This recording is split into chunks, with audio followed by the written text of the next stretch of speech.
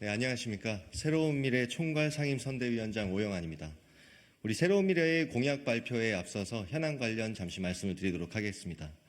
지금 이 시간 이종섭 전 장관의 귀국 소식이 들려오고 있지만 결코 국민께서 분노한 문제의 근본적인 해결은 아닙니다.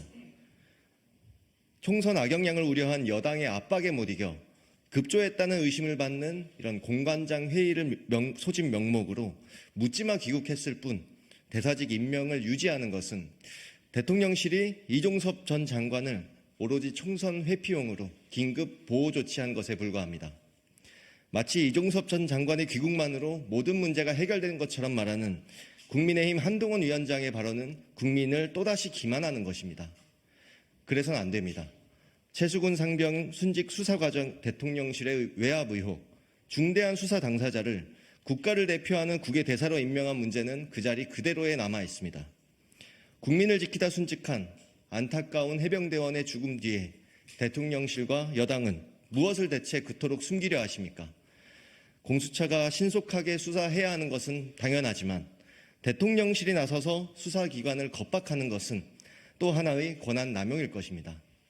윤석열 대통령은 이종섭 전 장관의 대사 임명을 즉각 철회하고 대국민 사과하는 것이 마땅합니다. 이상입니다. 이어서 우리 새로운 미래의 기후위기 공약을 발표하도록 하겠습니다. 기후위기를 막기 위한 마지노선으로 일컬어지는 1.5도씨 기준점이 2027년경 무너질 가능성이 크다는 암울한 전망이 있습니다. 이제 기후위기는 먼 미래의 문제가 아니라 바로 우리 눈앞에 와 있는 문제입니다.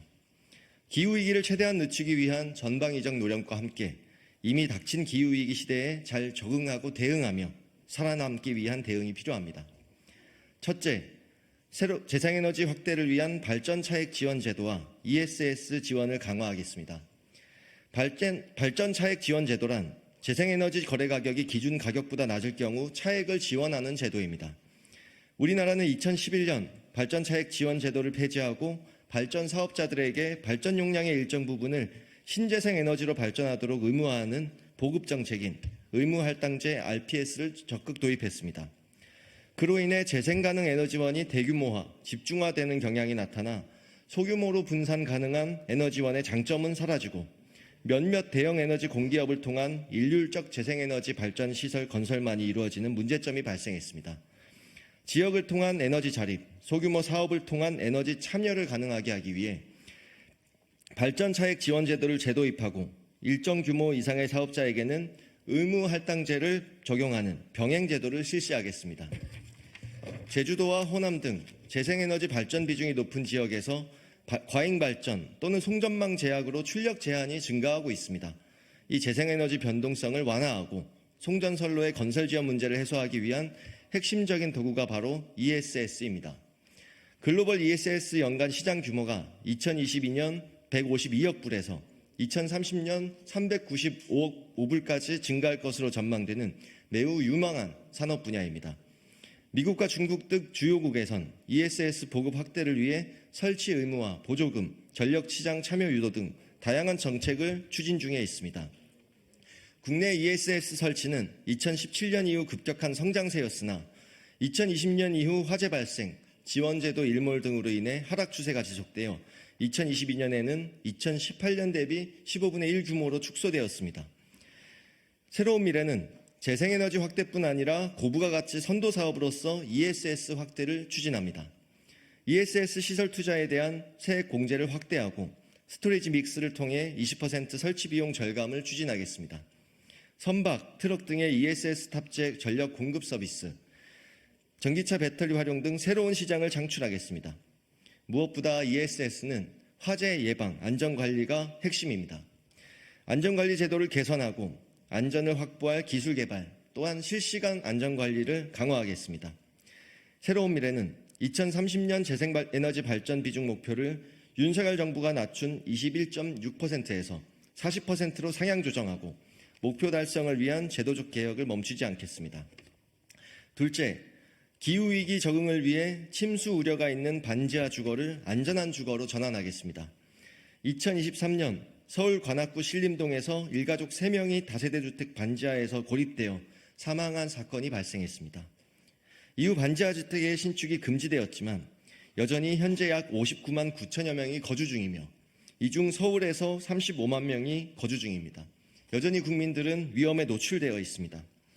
서울시가 2023년 6월에 발표한 풍수해 대책 추진 상황에 따르면 반지하 주택 조사부터 침수 우려 주택에 대한 차수판 설치마저 침수 우려 가구의 4분의 1 수준에도 미치지 못했습니다. 새로운 미래는 침수 우려 가구 전수조사를 포함하여 침수가 우려되는 전 가구의 차수판 설치를 지원하겠습니다. 또한 20만 호에 달하는 반지하 거주문이 대안주거 마련을 위해 장기 공공임대주택 비율을 현행 5.6%에서 20%, 약 150만 호 규모로 확충하여 점진적으로 위험한 반지하 거주를 줄여나가겠습니다. 셋째, 기후위기, 기후재난시대, 대재앙으로부터 국민을 보호하기 위해 재난예방 시스템을 강화하겠습니다.